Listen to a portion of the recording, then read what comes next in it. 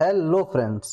आज हम लोग क्लास 9th का चैप्टर 1 जिसका नाम नंबर सिस्टम्स है उसकी एक्सरसाइज 1.5 को सॉल्व करेंगे। तो आइए सीधा हम लोग एक्सरसाइज पे चलते हैं।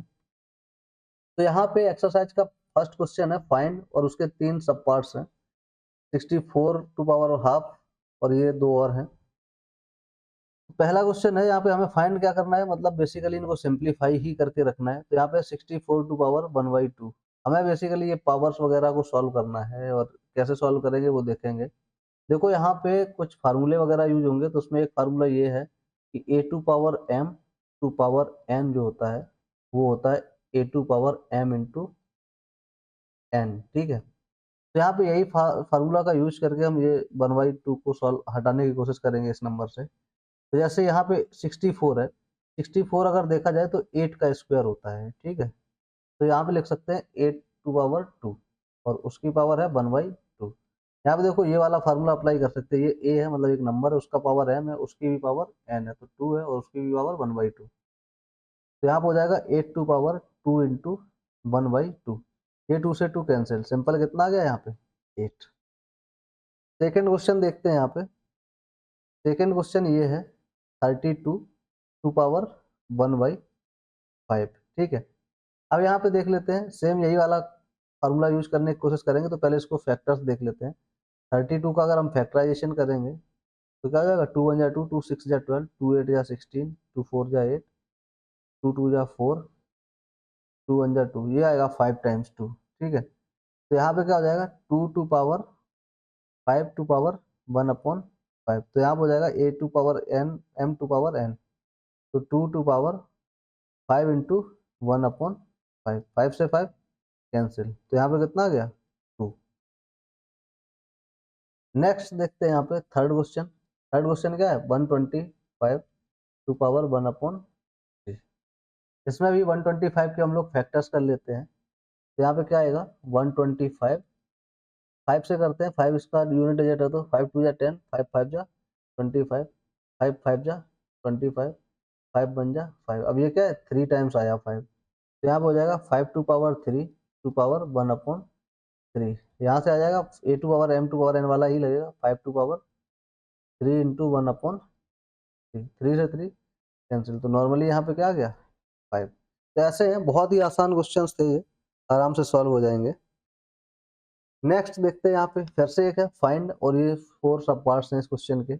इसमें भी वही करना है, कैसे सॉल्व करेंगे ये याद रखो। यहाँ पे क्या, जैसे अगर ये फ्रैक्शंस में जैसे ये पावर दी है 3 है अपॉन 2 है 2/5 है, जैसे कि इसमें क्या करना है, पहले इसको सिंप्लीफाई करेंगे हम लोग, जो डिनोमिनेटर में जो इसकी पावर बनाएंगे हम, जो ये नंबर्स हैं बेस में, उससे ये कैंसिल होगा। फिर उसके बाद ये आराम से क्यूब या स्क्वायर जो भी है वो हो जाएगा।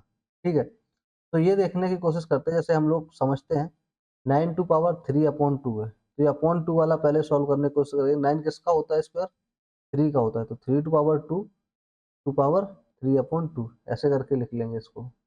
ये हो जाएगा 3 का स्क्वायर होता है।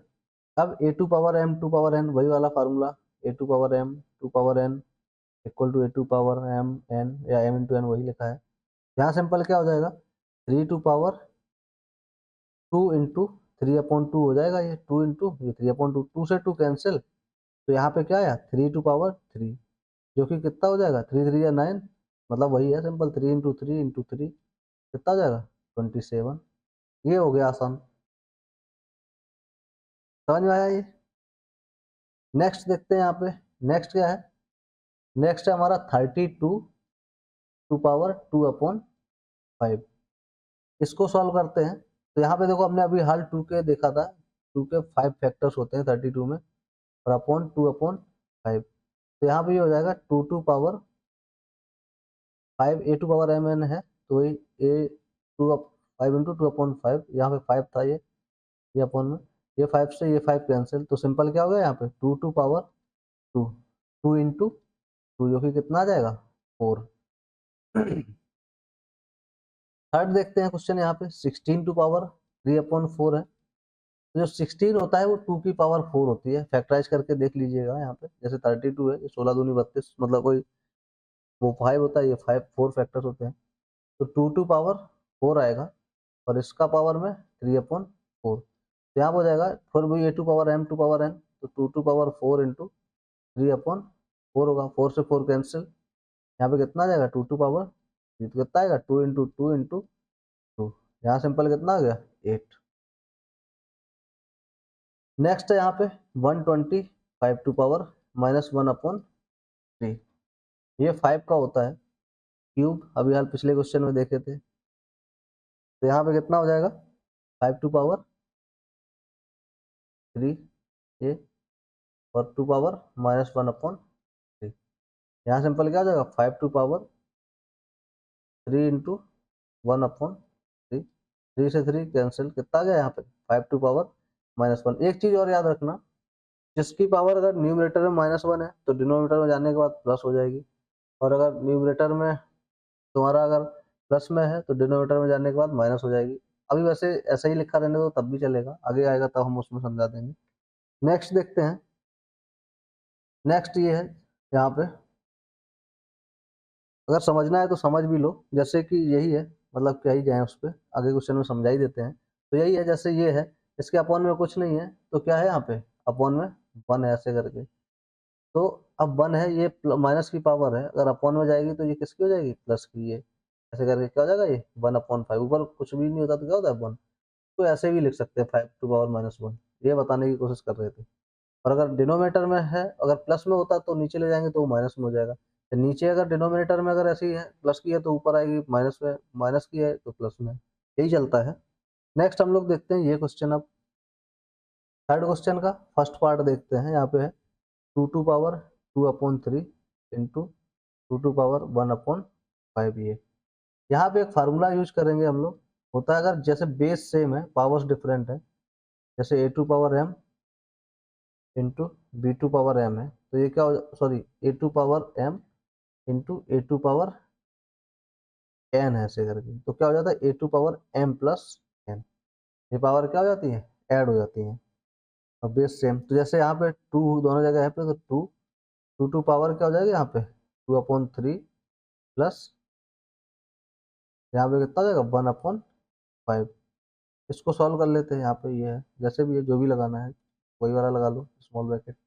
यहाँ पे क्या हो जाएगा 2 टू पावर 3, सॉरी 2/3 पावर में, और प्लस 1/5 है 2 की पावर में। अब यहाँ पे 2 की पावर 5 3 जा 15, 3 5 जा 15, 5 2 जा 10, 5 3 जा 15, ये आया। यहाँ पे कितना हो जाएगा 2 टू पावर 13/15, ये आ गया आंसर। सेकेंड क्वेश्चन देखते हैं, ये यहाँ पे क्या है 1/3 की पावर 3 टू पावर 7, ये लिखा है।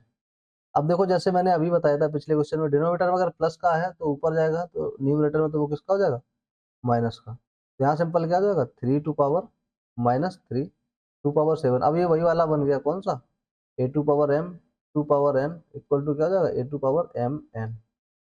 यहाँ सिंपल सा 3 टू पावर क्या हो जाएगा -3 इंटू 7, कितना हो जाएगा यहाँ पे 3 टू पावर -21। नेक्स्ट देखते हैं थर्ड क्वेश्चन।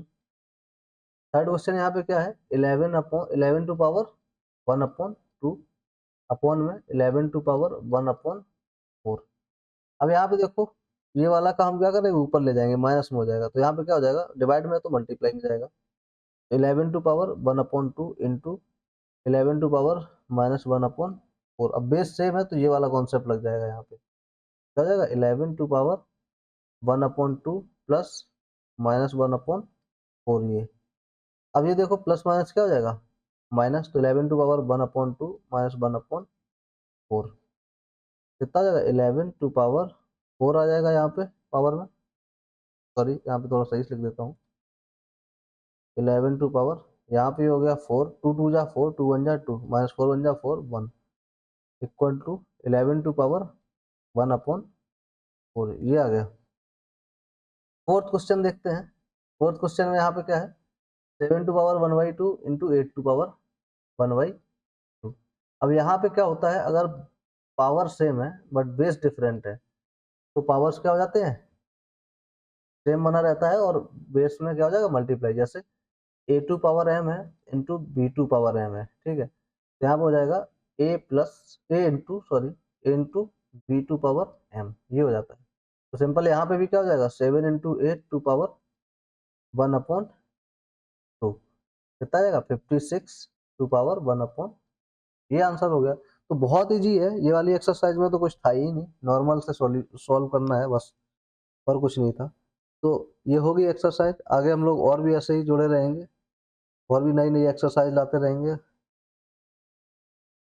तो हमारे साथ ऐसे ही अपना बने रहिए और हमारे चैनल को शेयर कीजिए, सब्सक्राइब कीजिए, लाइक कीजिए। Thank you.